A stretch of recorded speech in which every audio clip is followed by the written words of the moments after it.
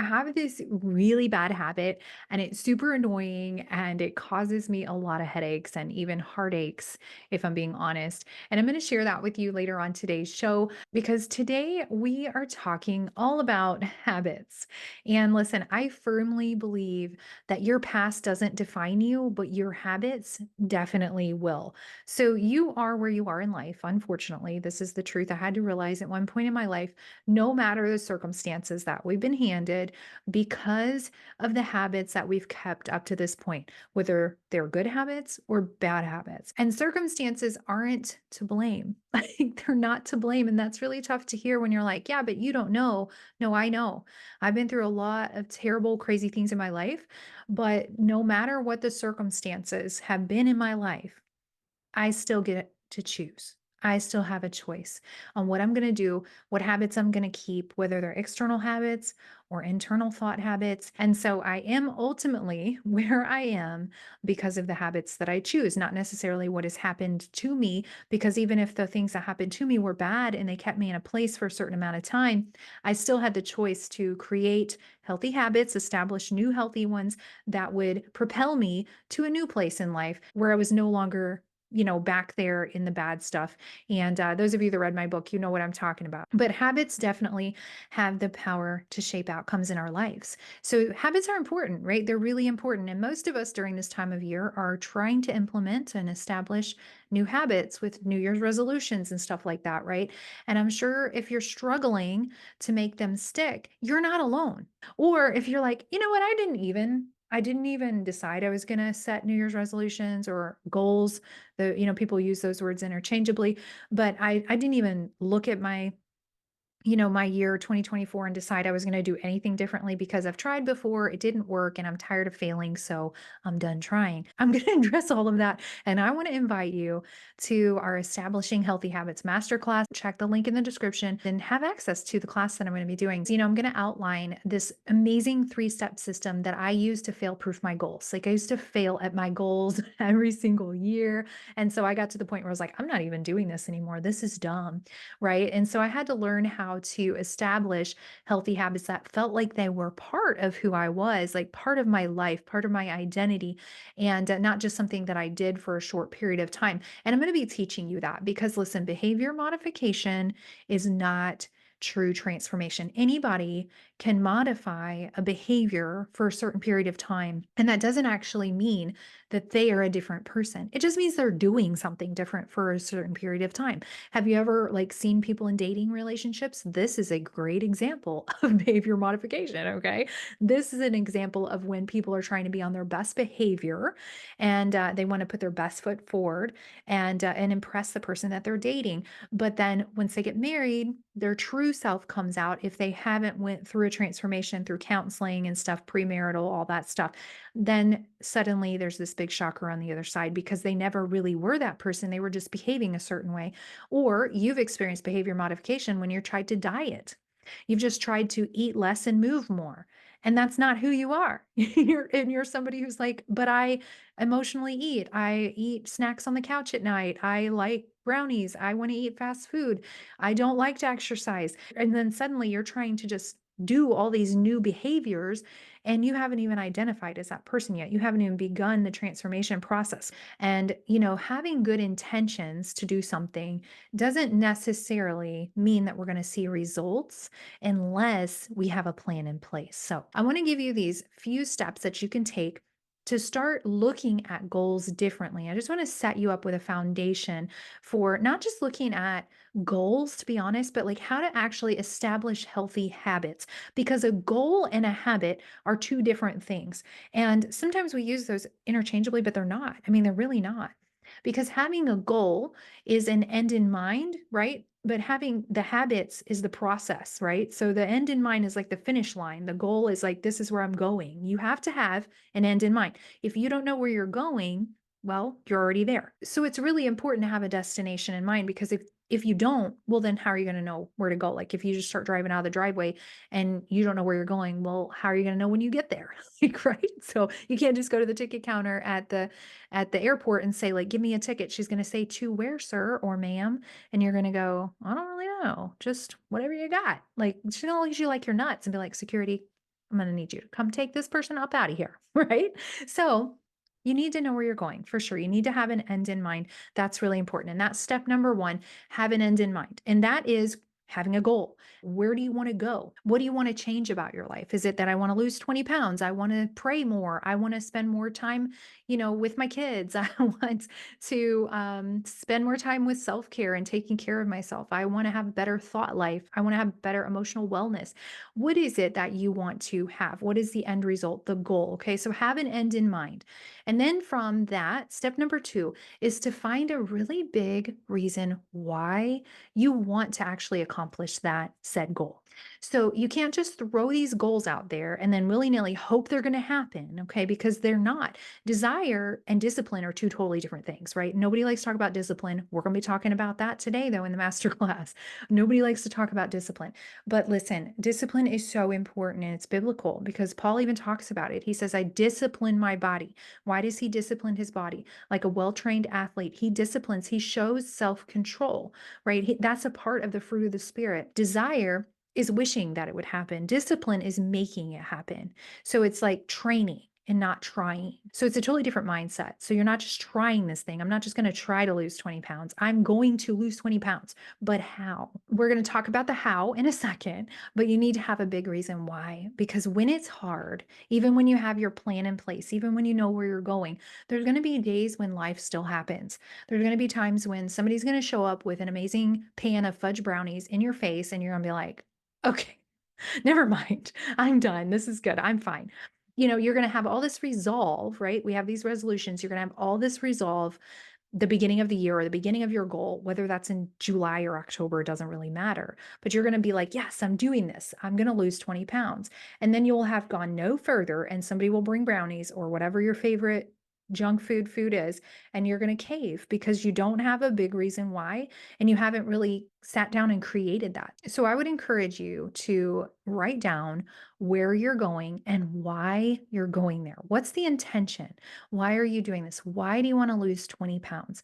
And is it just to look better in a bathing suit? Are you doing it just because you think other people think that you should do it? What is the real reason why? And for me, when I started my weight loss journey and my wellness journey, really, I really didn't do it for anybody else but me. But for a long time, I did do it for other people. I started so many diets because I was worried that I would not be acceptable or loved or worthy of love if I did not weigh a certain number on the scale, if I didn't look like the models on the magazine, if I didn't look like the actresses that were in the movies, that something was wrong with me and I was going to lose whatever love that I felt like I did have at that time.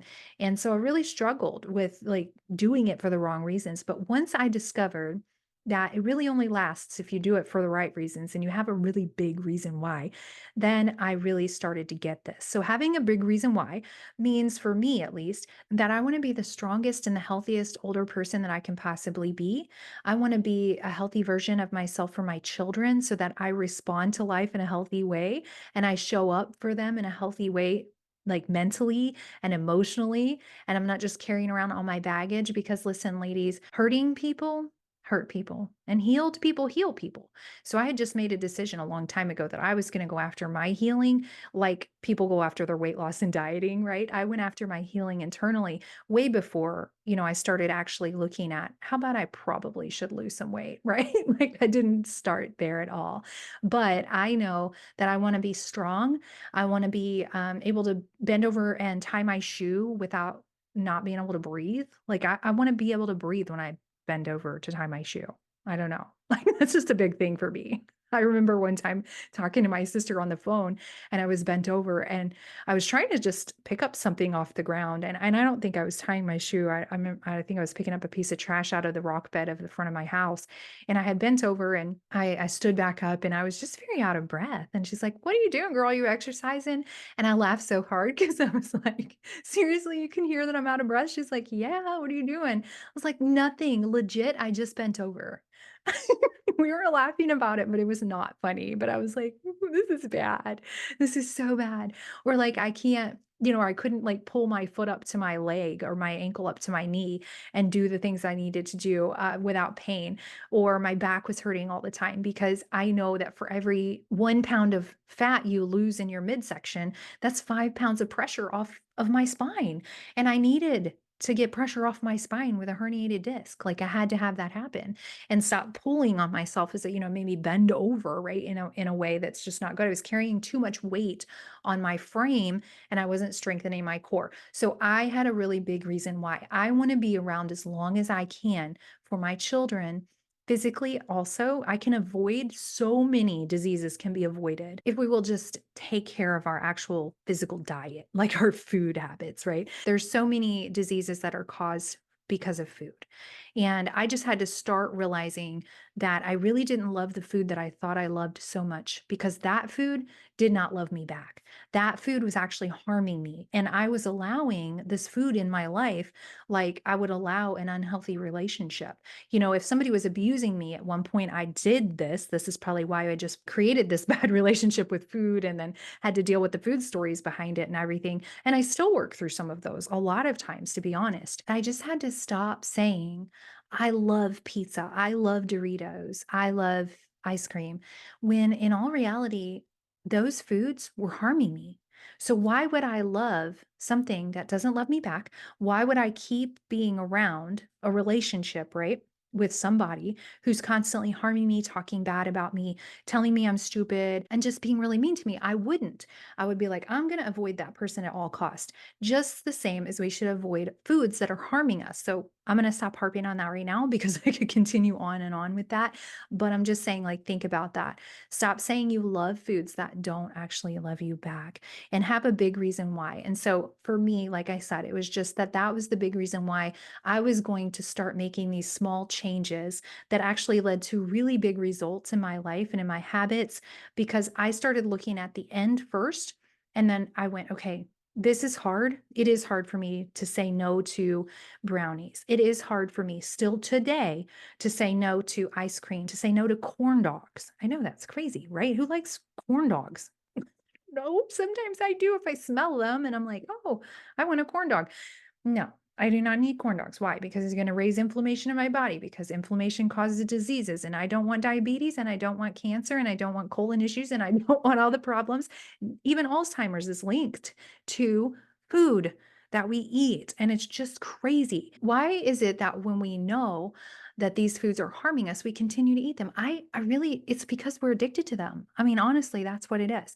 So you have to have a really big reason why when it gets hard, when somebody walks up to you with a pan of brownies and you're like, you want one, girl? And you're like, ah, no, thanks. I'm on a diet. You don't have to say I'm on a diet. You can just say, no, thanks. I don't eat brownies. Oh, I can say that.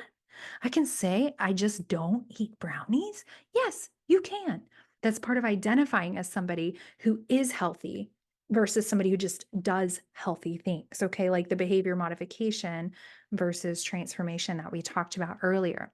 So have a big reason why. Make sure you write that down. The Bible's pretty clear about, where there is no vision, the people will perish. So you have to visualize where you're going, see the end result, make sure that it is a big one that is going to motivate you to keep going when it gets hard because establishing new habits is hard. It just is. It's hard because it's uncomfortable and nobody likes to be uncomfortable. But listen, when you first started riding a bike, you did not know how to ride that bike. You got on it and you had training wheels, right? And you still was like wobbling all over the place.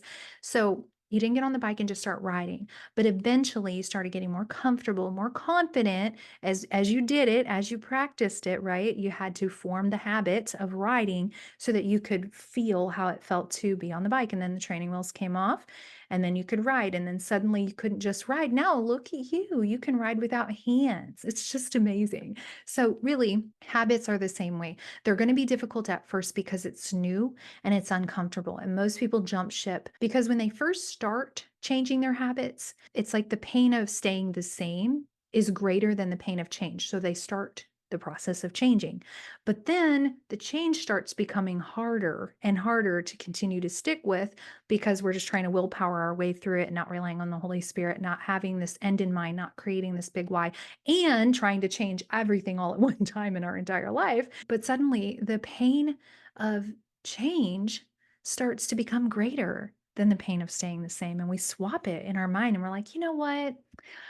It really wasn't so bad. I think I'm going to go back to what I knew, what I was comfortable with, and I'm not going to keep trying to change because, meh, it's not really that bad over here in this land that I was living before because at least it's comfortable. At least it's what I know.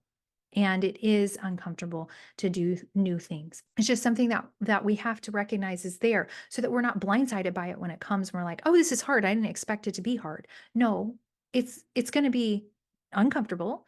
It's going to be a process and it's going to be difficult at times. But the difference between what you're facing right now and what you want to do in the future is that even though change is hard, staying the same is also hard. So you get to pick your hard. The difference is when you choose to change and you start establishing new habits, you suddenly can see a light at the end of the tunnel for the hard. Okay. It's not always going to be hard. There's an end in sight. But when you choose to stay the same and what you're doing is not healthy, or what you're thinking is not healthy and it's not leading you to a good place, there's no end in sight for that hard. Even though you think it's easier and it's more comfortable, it still leads to cycles of feeling bad and feeling like a failure and just struggling, like thinking, is it ever going to change? But it will not change unless you make it change, just like just like I was talking about earlier, with just having good intentions. Okay. Good intentions does not equal outcomes. Okay. Intentions, period, doesn't equal outcome. And desire is not enough. Just wanting the change is not enough. It is going to take sacrifice, it is going to take work, but it's going to be worth it. And when you start to look at what you're gaining versus what you're losing, that's when it starts to shift. And you're like, okay, I got this. I can push through. I'm going to establish this new healthy habit. I'm going to do this thing, whatever it is. And it's not necessarily always about a physical thing. It could just be that you want to get up earlier and spend more time in prayer or spend time journaling or, like I do, Christian meditation on my phone in the mornings and in the evenings. Maybe it means that you're going to have to go to bed earlier and it's not going to be comfortable for you at first because you're not used to it. And maybe you're like, I kind of just like watching TV and eating popcorn at night. Or, man, I just really like scrolling my phone till 11 o'clock. Or this is just what I do. It's just what I do. Well, if you want different in your life, you have to do something different in your life. So you've got to stop saying things like, it's just who I am. It's just what I do. Because if you can hear that statement coming out of your mouth, I've heard this come out of people's mouths, even my own at times. It's just who I am. True. But do you want to have different results? Then you need to become someone different also. So, step number 3 to establishing healthy habits, that's really important foundation, is that you start to focus on the process more than the outcome. Okay, the outcome is important. We need to know where we're going. We need to have a why, a big reason why. But then we need to stop focusing on it like we know it's there. We can go look at it on our notebook, our calendar, wherever we keep it.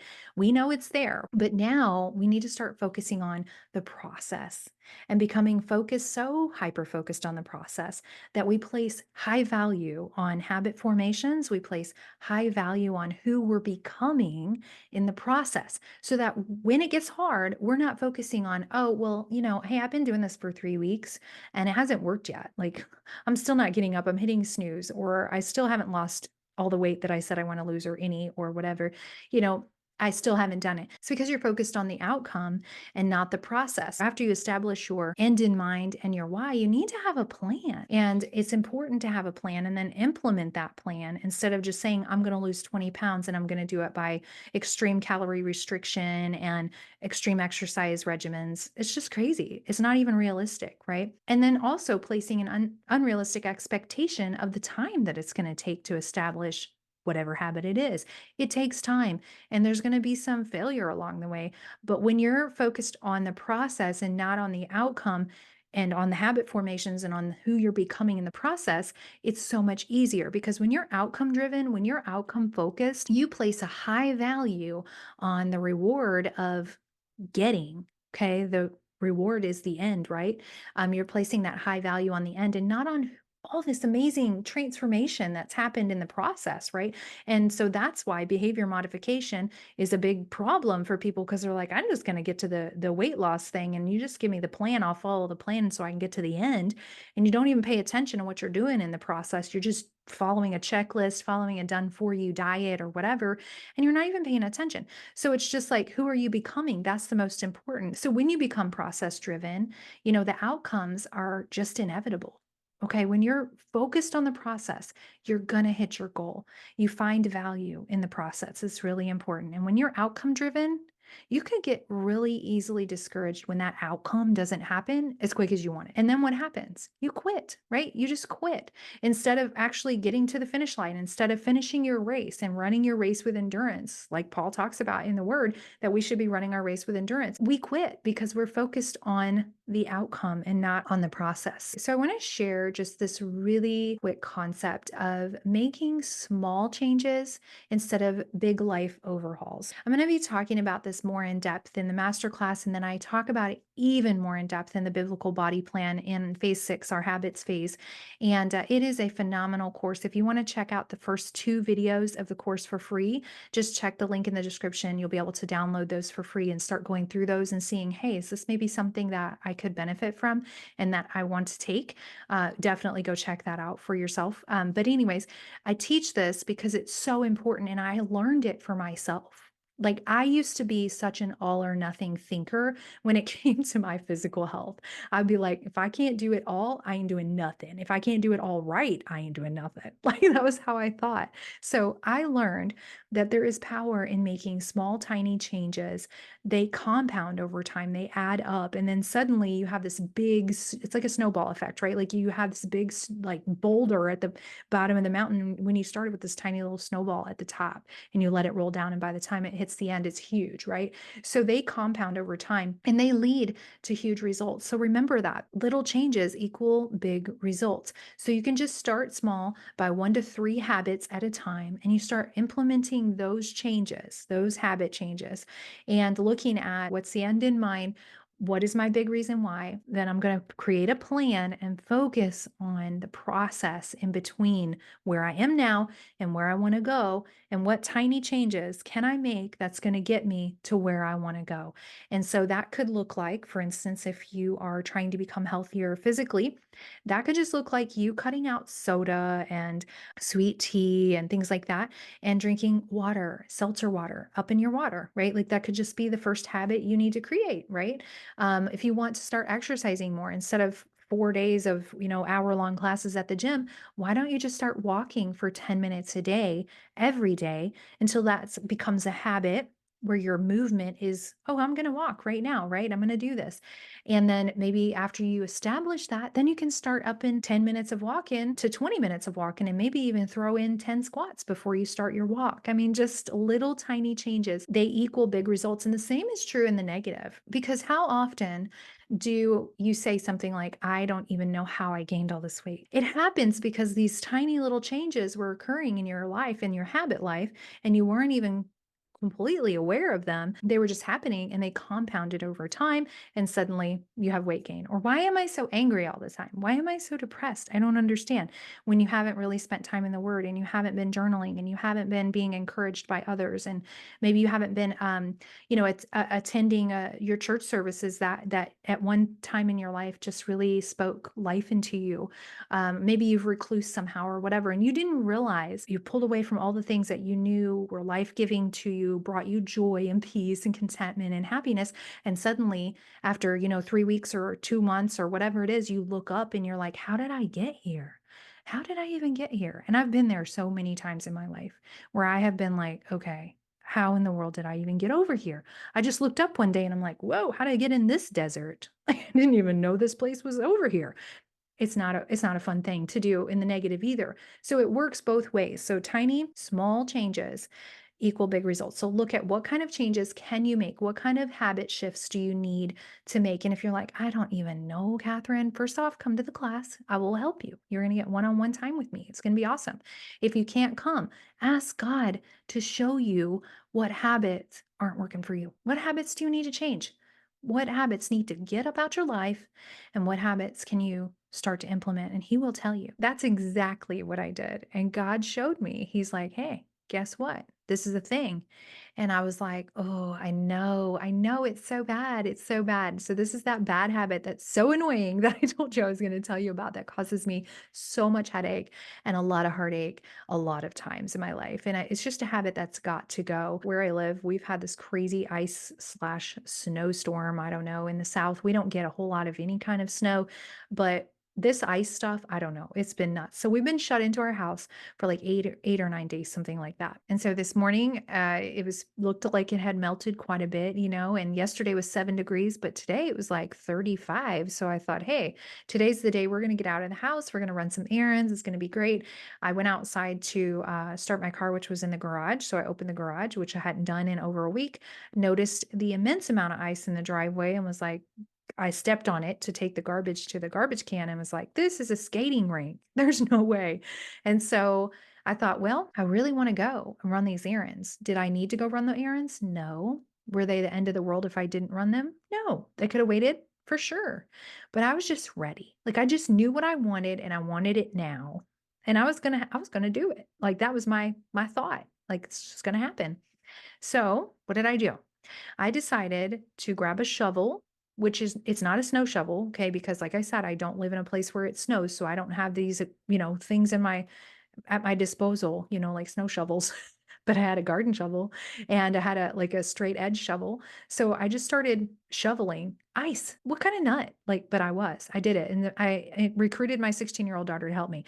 And so I'm out there with like an ice pick type thing, jabbing it into the ice to break up the ice. And my daughter is like shoveling and then we'd swap and we'd do it. Well, it was a lot of hard work and it took a long time. And suddenly my neighbor comes outside and he's like, hey, do you want to borrow my snow shovel?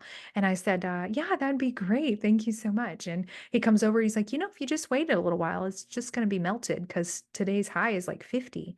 And I thought, no way, that's awesome. But you know what? I'm good. I said that to him. I was like, I just kind of want to do it. So I'm good. It's fine. And he gave me a snow shovel, and the snow shovel was no help because it was ice. So, duh, it's not going to help. And so we just kept pushing through and we had some fun. We had made some great memories dancing around being stupid in the driveway and it was really fun. And yet backbreaking labor, like super hard work. And I have like blisters on my hands right now, for sure, on the insides of my thumbs. I can barely like hold my phone to text or create little reels for my Instagram and stuff. It's nuts. I'm like, man, this is awful. So we spent 2 hours. Okay. Here's the point. I'm getting to it. Okay. We spent 2 hours in the driveway, busting up ice, hurting our bodies, beating concrete, beating ice, scraping stuff off the ground. What the world, looking like crazy girls out there. But my neighbor said, if you wait just a little while, the snow will melt. It's going to be 50 degrees outside today. It took us 2 hours. And at the end of the 2 hours, lo and behold, the sun had come out. It was noon and it was warmer and it was much warmer and it was melting. And it wasn't melting my driveway necessarily, but it was melting a lot, where it was slushy and stuff. And we had worked really hard for no reason. And this is the bad habit. I started thinking about it this afternoon like, man, we put in a lot of hard work out there for nothing. So by the time we got to the end of the driveway, bashing the ice and snow, the sun had melted so much of it that it was drivable and it was fine. Like I could have gotten out at that point. And so I said to God, like, man, God, I'm sorry. I put in so much hard work and if I would have just waited on you, I'm so impatient. I'm so impatient. And he's like, well, he didn't say this, but I could almost hear him saying like, you said it, girl, not me. Like you said it. So yep, you're right. Okay. It's like, you don't want to be told about yourself, but if you say it and somebody's like, yeah, you're right. I'm glad you said it because I've been wanting to say it for like 3 years. And that's how I feel like God is looking at me sometimes like, yeah, well, since you said it, but I just knew right away. I was like, man, I really am impatient. This is the really bad habit that I have is not waiting on his timing and just pushing and pushing to get things done when they don't really even need to be done the way that I think they do and in the timing that I think they have to be done. And I end up causing myself so much more work, more stress. I lose sleep, I lose joy. I end up just really pushing myself for no reason. And I feel like I have to have things done right now. Like, why wait till tomorrow? Why put off till tomorrow what you can do right now? And my sweet husband is all the time going like, we could just wait a little while. He would probably been the one that says the sun's going to come out, right? Just wait a little while. And I'd be like, no, I'll do it myself. I got it. I got this. Impatience is my really bad habit. So instead of working harder than I need to and living in super high stress, hurting myself physically, even emotionally sometimes, like I could just step back and say, God, I'm going to wait on your timing because you already knew the sun was coming out. You already had a plan in place for me to have this driveway cleared out, right? Like you already knew what was going on and you already had a plan in place. If I would have just been patient. And how often is it in my life that if I would just wait on the sun, Jesus, the son of the living God, if I would just wait on him and invite him in to warm up the ice inside, right? To warm up what's going on, to just be there, inside of whatever inner turmoil I have going on instead of pushing and pushing and pushing to get things done or to keep going or whatever else it is. If I would just invite him, he already knows. Like he already knows what I need. He already has a plan and his timing is good. Like if I would just step back and let him have it and release the outcome and focus on the process, then I would be in such a better place 90% of the time, I imagine. So that's my really bad habit. And I wanted to share with you that I'm working through and I'm asking God to really help me with as well because I'm tired of spinning my wheels in like the proverbial mud of life, like just in a rut, spinning my wheels, doing something that doesn't matter, working so hard when God's like, I already have that. I already got that for you. I already have a plan to make a way. Isn't he the way maker in our life? So he's got a plan for you to establish whatever healthy habit it is that you want to actually create in your life. If you will just bring it to him, partner with him, and ask him to show you what habits aren't working for you, he will. He will, but he's a gentleman. He's not going to force his way on you. You need to ask. You need to ask and then go to him and ask and then sit there and be quiet and don't be offended at what you hear when you hear it. Okay, that's key. But if you are offended, that's an even bigger indicator that may be something you need to actually work on for real. Okay, so it's not fun to be told about yourself. I understand that. But if you're asking and you don't like the answer, then maybe I would encourage you to ask why. Why don't you like the answer? Why are you upset about that? So, thanks so much for listening today, and I'll see you here on the next one.